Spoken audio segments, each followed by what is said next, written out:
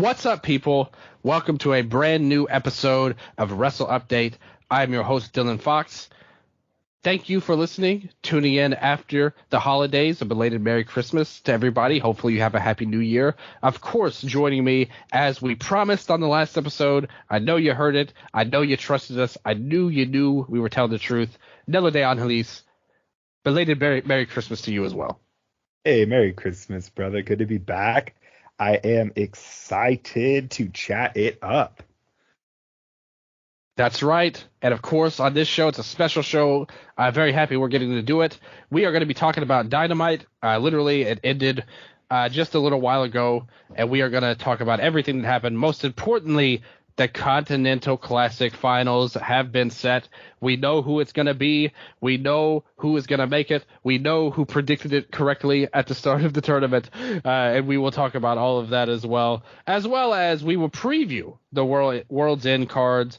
And we will go through it and how things have built up, because I think we have a lot to say about a very particular angle that happened on this Dynamite show we will talk about. But first things first. The Gold League final, the triple threat, and we're not happy with the decision to make this a triple threat so fast on the last episode when we talked about what happened. But we still got it anyway. Jay White, Swerve Strickland, and Jon Moxley. Now, this was both of the matches. I have to say, from a wrestling standpoint on this episode of Dynamite, up and down, because I thought the women's match was really strong too, much better than I thought it would be, actually. I think the wrestling on the show was so damn good, up and down, and it started with this match. What did you think of the triple threat here? Because we were critics of it last episode. How do you think it played out in execution? Dude, the amount of false finishes that got me in this, and, in a triple threat, I think one of the biggest things that can sort of expose the sort of general weaknesses that can come with a triple threat are the pin breakups, right? And I think sometimes too that has to do with the cameras. If you can see the guy running in, you're not going to have that tension. But at least from watching at home, the first one that comes to mind is Mox's curb stomp on Swerve breaking up the pin after Jay's Blade Runner. Dude, just so many great false finishes, nonstop action. I like how they all brawled outside at first. We talked about Jay's performance this past weekend throughout the tournament, and I thought that this was definitely his best performance in the entire tournament. He played his role well. I thought that they made it look like he took some really big moves and had some really impactful kickouts. There was a couple, like I said, the Blade Runner with him, and then so I thought he still didn't look too bad in defeat either. Overall, just a really, really solid triple threat. Whenever I think of triple threats, the one that always comes back to my mind, and do you like this one, is Lesnar, Cena, Rollins from the Rumble. Oh, yeah, that was a very memorable match. Yeah, that was really good and well done. So that, because I think about, okay, a televised triple threat is going to be very different than a U.S. independent triple threat, right? So, which is to say just flips and stuff usually. But I thought that this was really up to that standard of the Royal Rumble triple threat, which to me is, like I said, it's kind of like that comparison that I have in my head. When it hits that level of greatness, I'm like, damn, dude, this reminds me of that. So, yeah, I thought this was great. As much as I wasn't excited for the triple threat, and it's still, I do think it was weird to do is the tournament semifinal. This absolutely delivered, and it was everything that a block final should be. And they did let Jay. A lot of this match was him going outside and going for the chairs and utilizing them to the advantage, which they explained right away that there was not going to be any disqualifications in this match or anything like that. And I think it helped make that stuff work so much better than it did last week when he tried to use the chair and just made the referee look like a complete idiot. Here, it was mostly logical. They explained there wouldn't be a DQ. This was a fight to the finish. And that let him play more of his heelish character, going for the chairs and everything. Moxley was great as this, really rugged and rough character, even though he's a babyface. There was the part at the end where he was biting his fingers afterwards. I thought that was a great spot for Moxley. And Swerve, just a complete dynamo in the ring. So fun to watch. Such a unique style, the way he moves around the ring. Yes, he is a high-speed wrestler, like a high-flying type of guy. But he's able to carry himself in such a unique way that I always appreciate what he brings to the table. This was almost an all-action match, too. It totally improved Jay White's game from the singles matches he had. Having the chaotic nature of this match really helped cut down on a lot of the downtime and the unimpressive stuff that he was doing in the earlier matches. We got to the meat of things. He really showed out and did a great job. So shout out to Jay White. After our criticism of him last week, he delivered in the semifinal. The other two we know are great already, and they had a really strong match here. So good stuff. Moxley got the win with the Death Rider on Jay. And this was 23 minutes, 10 seconds, it's listed as. So good stuff there. And I like the promo even afterwards. They were really in rush mode for this World's End show, too, on this show, where they were trying to build up multiple matches, like the Swerve and Keith Lee match. It was basically like, oh, I heard him call me out, so we got to fight now. And then they were like, hey, he left a contract for you to sign. And he was like, I hope he shows up on Saturday. So they were really in rush mode trying to make this work with the different matches and stuff here. And that was one. The second semifinal match. Real quick, I was just going to say, I really liked that. I liked how, like, the highlight people, right? A lot of the times you can lose, like, it's like, oh, they had a great performance and now they're off TV for 3 months. So I was pretty happy with Andrade and Swerve having those big singles matches on World's End, because I'm like, dude, we were talking this past week and like, oh yeah, you could run the Keith Lee feud for a couple months, and it's like, dude, we're getting right through it. This means that Swerve is, and again, this is me just totally fantasy booking, but freed up after this for a world title shot, right? Yep. So that's definitely my hope. I like that they're already moving to Andrade versus Miro. I hope they can absolutely end this god-awful thing that Andrade's been unfortunately plugged into. Yeah. And I don't know. Like, I'm grateful that there seems to be a lot of focus on the follow-up right now for the the more primary Continental Classic players. I agree completely. That's something we always have to be on the lookout for in AEW, where somebody could go in, have big performances, look great, and then disappear, and we don't see them again when we want to. And it looks like they're doing a better job of honing in. I think this Continental Classic has really impressed everybody. It's gotten the respect from Tony Khan and everybody booking the show that, hey, we need to not let it be like it was with the other times. This tournament was special. We need to follow up with these guys because a lot of people showed out and deserve that kind of spotlight. And I'm happy to see them follow through with that for sure. So totally agree with you on that one. And as far as the Blue League block, it came down to Jon Moxley versus Bryan Danielson. And I thought this was a hell of a match, to be honest with you, as you would expect, as I think we all knew it would be, pretty much. Now, when you see this match, they told the story. They had a great video of, like, Bryan saying how much Kingston's a bum, and that caught on with the fans because a lot of the fans were behind Eddie in the match, but then it would be like, let's go, Eddie. He's a bum. He's a bum. Yeah. Dude, that's when you know you've made it, when both when the opposing chants are purely about you. Yeah. And against Bryan Danielson as your opponent. Yeah. So this was a hell of a match. And there was so much hard-hitting stuff. Kingston's chops were just phenomenal. I was watching it with Ken, my great-grandpa, and he was just psyched beyond belief about this match.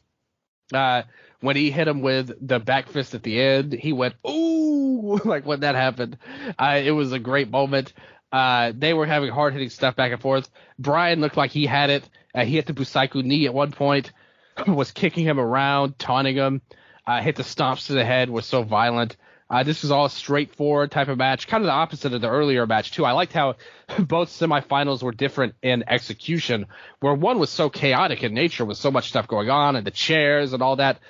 this match was really, two hard-hitting guys doing a match until one guy couldn't make it anymore. They had the spot where they teased Eddie was knocked out after the stomps, and he was laying there, and Bryan stood back looking at him, and then suddenly he just raised his hand to give him the middle finger there. And then in the end, though, Eddie hit him with the back fist, as I said. Ken went crazy watching it. Hit him with the powerbomb, the Kawada-style powerbomb, stacked him up, got the win. This was another great match. Again, over 20 minutes for this. They gave both matches great time. We mentioned before how we really wanted this to be a lengthy match between the two, and they delivered. It wasn't quite any kind of draw or anything like that, but still, they got the win there, and I thought it was a great match. What about you? Amazing. Again, I thought this was the better of the block finals, but at that point, you're comparing 4-star plus matches to each other, which is hey, we won regardless. This felt like the sort of Omega Naito semifinal, right? This is what the C2 felt like to me, mostly because this was a singles as well. But dude, I love pro wrestling, honestly. We have Bryan Danielson still on an absolute tear. Eddie Kingston being set up to win a Triple Crown in New York, which is a very crazy sentence to say. And this, I think Eddie's whole journey throughout the C2 has been sort of predictable from the beginning, right? Especially after he lost the first couple, I think you would talk, okay, well, now he's got to go for all, win them all. And I don't know. I still think that even though it was predictable, it was still very powerful.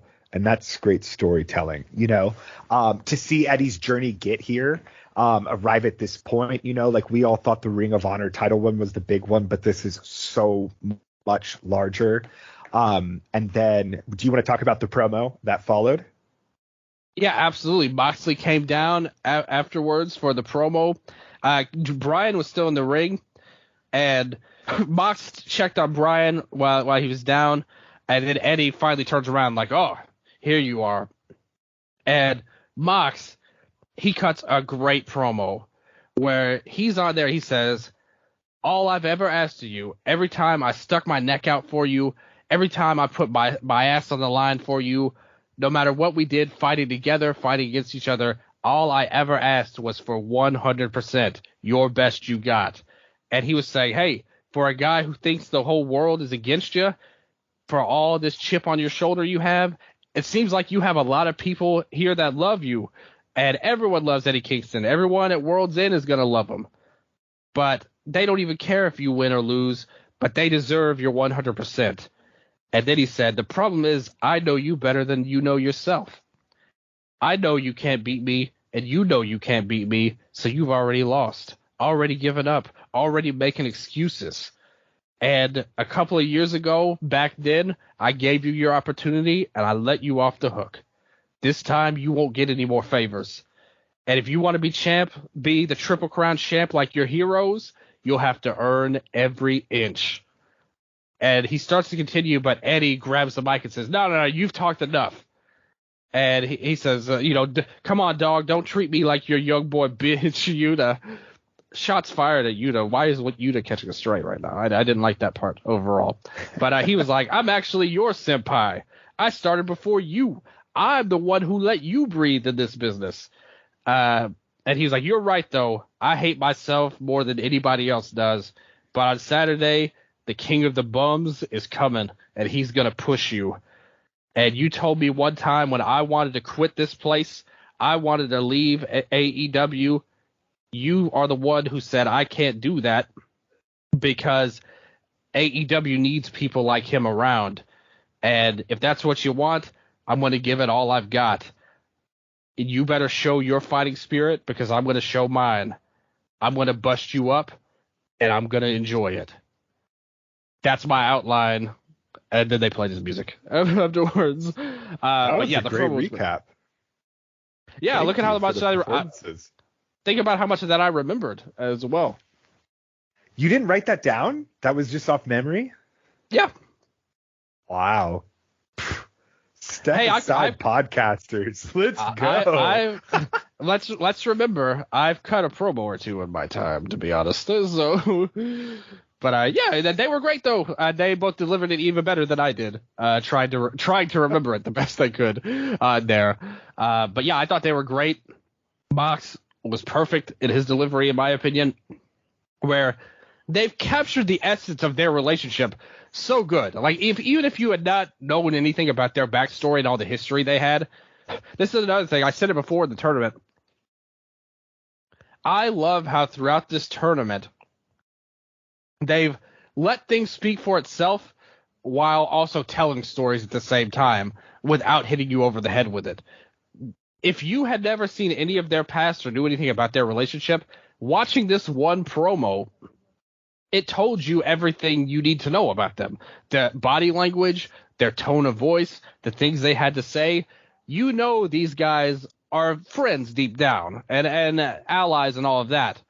But they also have a professional rivalry with each other that they need to beat the other. They need to be the one that wins over the other. And especially with the titles on the line, that means so much. I love how Moxley mentioned, oh, you want to be the Triple Crown champ like your heroes.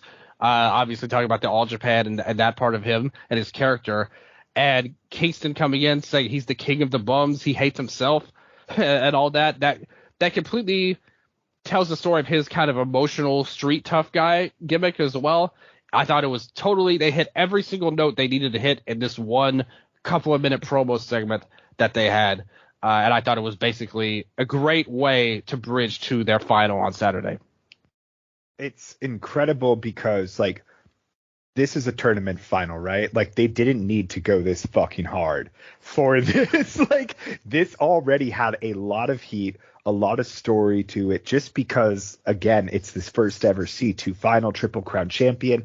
And then these two guys tap into all of their history and absolutely sell, you called this from the beginning. So congrats on that, by the way. But, like, they have always sort of been feuding, and there has been a constant story with them. And that's definitely fallen to the wayside, like post. God, I don't even remember when they last fought. Was it Anarchy or something? Like, didn't Eddie fight with the Elite or something? Like, I don't even remember what it was. Yeah, didn't he show up to back up? Yeah, because he was on the Elite side against the BCC, right? And the BCC had Takeshita and Pac. Yes. And yeah, because Pac walked out, right? Or no, and Pac fucked up Pac fucked up Claudio, and then Don's like, all right, man, we're not gonna take this bump, brother. Gets Takeshita out of there, but yeah, and like that's definitely been on the back burner. And again, if there's one thing Eddie Kingston and Jon Moxley can do, it's completely reignite a rivalry in one promo. This reminds me of Punk and Eddie on the pay-per-view, remember? And it's a week before the pay-per-view, and Eddie comes out and he sells the whole thing. And you look at this promo and it has the feel that this has been going on forever, because it has, and now they've brought it back to the forefront. So yeah, this was phenomenal, especially after, God, was this after the Jericho Sammy stuff? I think it was. Don't forget, they were a part of at All In, remember? They were in the Stadium Stampede in England. Okay. Yeah, because remember, that was more about Cassidy and Moxley in that match. But remember with the glass, Kingston was bloodied, and Penta had the red outfit in the middle of the match and all of that. Oh, my God. Penta came back out and, like, just hit a top of the ladder destroyer, which was fucked. Oh, my God. Yeah, I remember that. And I just like how this whole tournament, they didn't hit you over the head like, Kingston and Mox, old friends. What if they met in the finals? There was really not that much buildup. They each had their own journeys that they took to get to the final. And with this promo, again, they told all the story they needed to tell. They didn't go back and say, do you remember those matches we fought earlier this year? And back 20 years ago, we did X, Y, and Z. They didn't have to tell the whole story. They told enough to let you know where they're at now, without hitting you over the head with it. Like I said, I thought it was a brilliantly done promo that totally hyped me for this final. And I was already hyped. This is already the best thing in wrestling, in my opinion, in any company. I would argue this tournament lately. And I'm so excited to see who wins. This, to me, is my main event for World's End. Like, the one that I'm looking forward to most. I can't wait to see this match and to see how it all plays out, because you can make a reasonable case for either man to win as well. And it's going to be funny because with Eddie Kingston and MJF both being like the, hometown heroes, I feel like Eddie's going to get a bigger response. I don't know. But again, dude, I feel like the majority of audiences fucking love MJF still. So maybe we are the smaller voice. But I mean, dude, this is tailor-made for Eddie, man. I'm hyped as hell. You nailed it with this is the real main event. The tournament itself, I think, looking back now, I would say it absolutely met my expectations. I would say the big negative was I thought Jay White could have had a better performance. But again, I think a lot of Jay White's character and the way he needs to be protected sometimes is what fucks him over too. But even that said, there's an approach to do anything, right, that could be done correctly. So that's not just some safeguard or whatever. But and for the worst guy in the tournament, we can live with that. Like, it's not like it's, a Chase Owens or something in New Japan. we are blessed with this 3-star king. So, but yeah, I cannot wait for this to come back. Like I said, the next thing I want to see is, I would love to see a women's round robin tournament. Absolutely. I think that absolutely needs to happen. And that's, again, you see how easy it is to book this and how well it plays on TV and how, the consistency and just the structure really complements the television. I think that's definitely the next step. And personally, I would love to see this. I would personally love to see the field expand next year to 10. Yeah. And I think that you could run this from, you could run this October to December. And again, like I think we talked about on this weekend as well, but, really using Rampage as a platform during tournament season for, some, if you have more people, right, and you want to do a Jay Lethal, Mark Briscoe Rampage main event so they can get more time, right, as well, and really have a more spotlight. I would love that stuff. So what would you like to see? What would you have changed? What are your overall thoughts on the C2? Oh, I love the tournament. I think it was greatly enhanced by not just the wrestling itself, but a lot of the decisions they made in the storytelling, because when you think about it, this was a very basic tournament, like how they booked it. It wasn't like there were these convoluted things specifically said to be no interferences. So you had good matchups, even the worst matches. Again, if you point to whatever the worst match of this tournament is, probably that Jay versus Jay match because of the crowd. But even that wasn't like some terrible match that we hated. It was just bad because of the crowd and because they weren't doing anything that interesting. But besides that, pretty much every match at least bottomed out and at least solid, okay, acceptable wrestling. And then you had some matches like Claudio and Bryan, and these two matches for the semifinals that were really great. Definitely over 4 stars. A lot of guys got their own stories. A lot of guys have great things coming out of it. I think they handled the booking really, really well. Even people who normally criticize AEW online really liked the tournament and had nothing but good things to say about it. On top of it, the ratings tell the story. Every week they would increase with these tournament matches, which is fantastic news. For all the talk about Tony Khan saying put your money where your mouth is, the fans are telling you right now, they're telling you that this is what we want to see. We want to see all of this. And I totally agree with what you said. My biggest change would be hopefully to have a women's version of this tournament, because there's no reason you can't do a lot of the same things if you book it in a similar way to this tournament compared to the way you normally book the women. If you use that strategy of how you book this, you will expand upon this women's roster and make every one of them improve their star power if you give them a chance to. I'm 100% certain of it.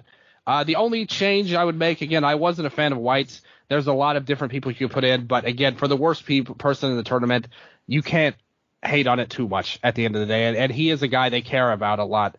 So they utilized him to that sense. I think one thing I also would have changed, considering it's Bryan in this tournament, I would have liked to have seen him have more first-time matches. I mentioned this on the first episode. That was my one disappointment. If they had a lot of first-time matches for him, I would have been really impressed by that.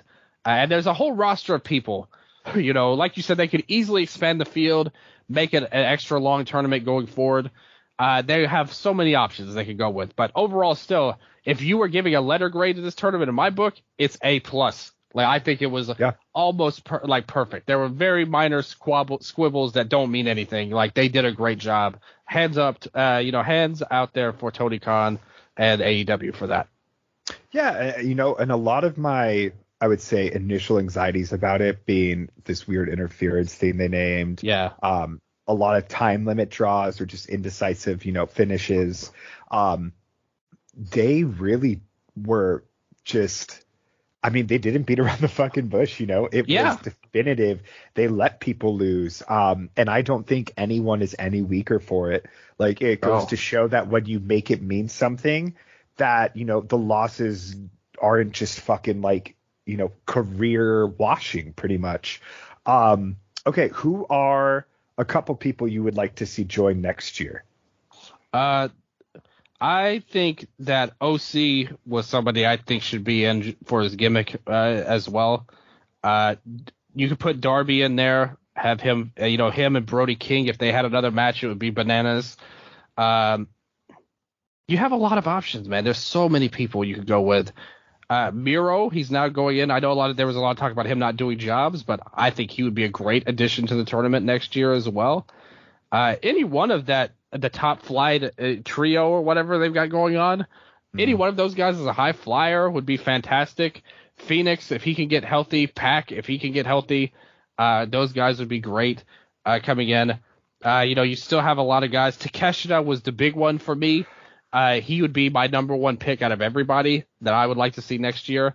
And, you have a lot of guys. Even Omega will be on the mend for that if he wants to. I know his body, if he can hold up and go through this next year, he would be a wonderful addition as well. But there's, you honestly, if they had none of the 12 guys in this tournament and they put 12 completely different guys on the roster, you could still have a great tournament.